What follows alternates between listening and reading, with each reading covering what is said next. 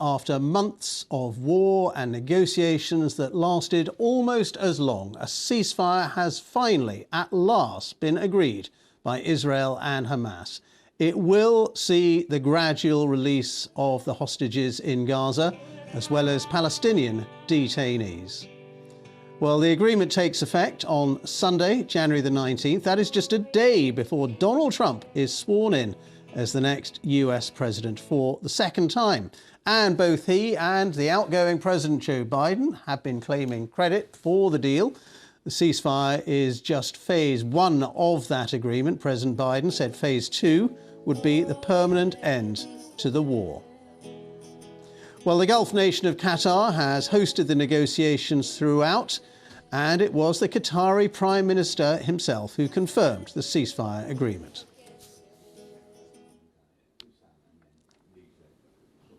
It gives us great pleasure in Qatar, Egypt, and the United States to announce the success of the joint mediation efforts and the fact that the two belligerents in the Gaza Strip have reached a deal on the prisoner and the hostage swap and announce a ceasefire in the hopes of reaching a permanent ceasefire between the two sides, as well as allowing the access of large quantities of relief aid to the Palestinian brothers in the Gaza Strip. First off, I would like to thank our partners in the Arab Republic of Egypt, the United States of America, notably the envoy to the Middle East of the President-elect, Steve Witkoff, as well as the MENA coordinator at the U.S. National Security Council, Mr. Brett McGurk, for their efforts that contributed to push these negotiations forward and reach this deal. I would also like to express my deepest thanks and gratitude to our brothers from the Arab Republic of Egypt and His Excellency the Minister Hassan Rashad, who have contributed and made serious efforts in collaboration with their Qatari partners in order to make this deal a success.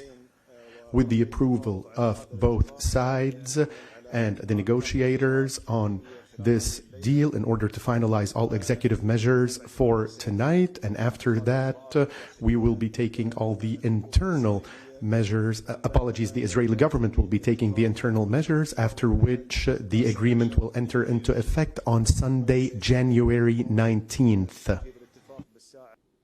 Well, there we are, confirmation from the Qatari Prime Minister that there has been that agreement. And shortly after he spoke and talked to the world's press, then we heard from the US President, Joe Biden, who hailed the ceasefire agreement as the chance for a new future across the Middle East.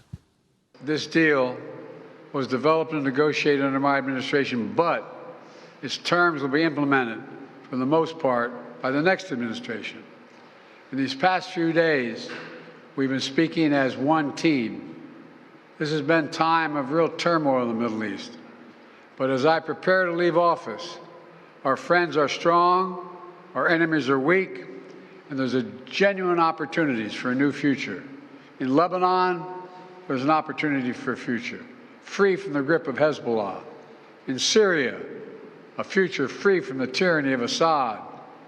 And for the Palestinian people, a credible pathway to a state of their own. And for the region, a future of normalization, integration of Israel and all its Arab neighbors, including Saudi Arabia. President Joe Biden there in the White House welcoming that agreement. And the deal, let's just talk about some of the specifics of it, because it outlines an initial 6-week phase. That includes the gradual withdrawal of Israeli forces from central Gaza and the return of displaced Palestinians to northern Gaza. Now, the agreement also reportedly requires 600 truckloads of humanitarian aid to be allowed into Gaza each day of the ceasefire. Hamas is to release 33 Israeli hostages, including all women, children and men aged over 50. They are to be released over that 6-week period, with at least 3 per week. And in turn, Israel will release some 30 Palestinian detainees for every civilian hostage and 50 Palestinian detainees for every female soldier released by Hamas.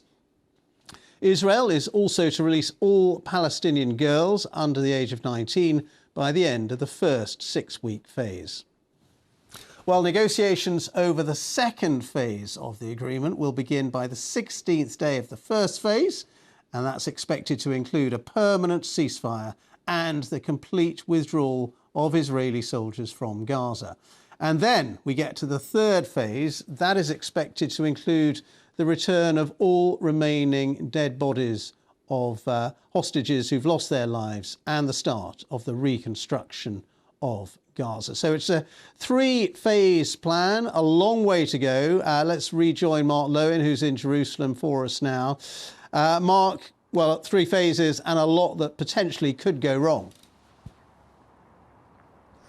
Yeah, and I think in this phased ceasefire plan, what they've done, Ben, is push some of the thorniest, longer-term decisions over the future of Gaza into the future, into the negotiations that would begin for phase two, in order for the guns to fall silent now, as of Sunday, and for some hostages to come back and some prisoners to be released immediately to show that they can actually work together. So, you know, there's obviously a great deal of relief for many of the hostage families, although many others feel that actually this has come far too late and that that all of the hostages should have been released in one go. And obviously there'll be a lot of relief for Palestinians in Gaza going back to their homes. But there is, still trepidation, apprehension about the hurdles that there are still in the weeks ahead and going into phase two, and certainly in terms of a longer term future for Gaza and who would run Gaza, and what sort of security guarantees Israel could have to ensure that there is no repeat of the disaster of the 7th of October, which was, of course, the worst attack in Israel's history. How do you think Israelis will see this agreement? Will they see this as a victory for Benjamin Netanyahu and his government, or a defeat for them in some ways? I mean, many of them might say this was a deal he could have agreed to months and months ago. Yeah, and Joe Biden made that very clear, that this was the deal that he laid the precise contours of this deal in May, and yet it has taken 8 months to come to be signed. Obviously, the environment has changed very much since then in terms of Hamas being severely weakened and Hamas's allies in the region being severely weakened. The Trump administration coming in with this kind of rhetoric, which has sort of changed the calculus to some extent. And yet there is a lot of frustration clearly from Benjamin Netanyahu's opponents here, that this has 15 months of this devastation has been wrought on Gaza, that the hostages, so many of them still remain there, 98 hostages still not back, and that is a deep festering wound in Israeli society. And yet, Ben, I think, a few months ago we would have been talking about how it would be very unlikely that Benjamin Netanyahu could have survived all of this. But today, he's climbed back up in the opinion polls. He's got, the destruction of Hezbollah's leadership. He's got the destruction of Hamas's leadership.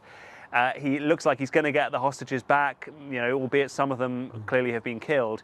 So, he is the kind of great political survivor, and you can never write off Benjamin Netanyahu. And let's just talk for a minute about the humanitarian aspect of all of this, because after 15 months of war, finally, the deal envisages hundreds and hundreds of truckloads of humanitarian aid to go into Gaza. That is so desperately needed.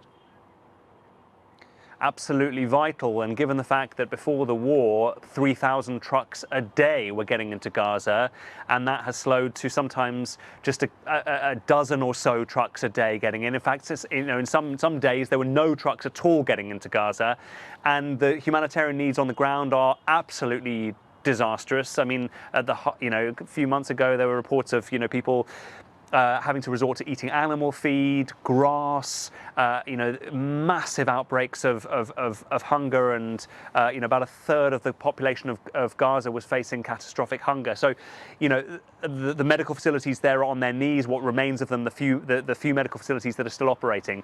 So it's absolutely. It's absolutely urgent to get the humanitarian aid surging in, and that will be starting as of Sunday, and that will be not a minute too soon. But once again, that continues to be a point of friction here, because the Israelis say that it is not Israel that has been holding up the humanitarian trucks going into Gaza all this time. It has been Hamas on the ground that has been siphoning off aid and stopping trucks from getting through. But that is an argument that's not bought by Israel's allies and much of the rest of the world that have accused it of a policy of deliberate starvation.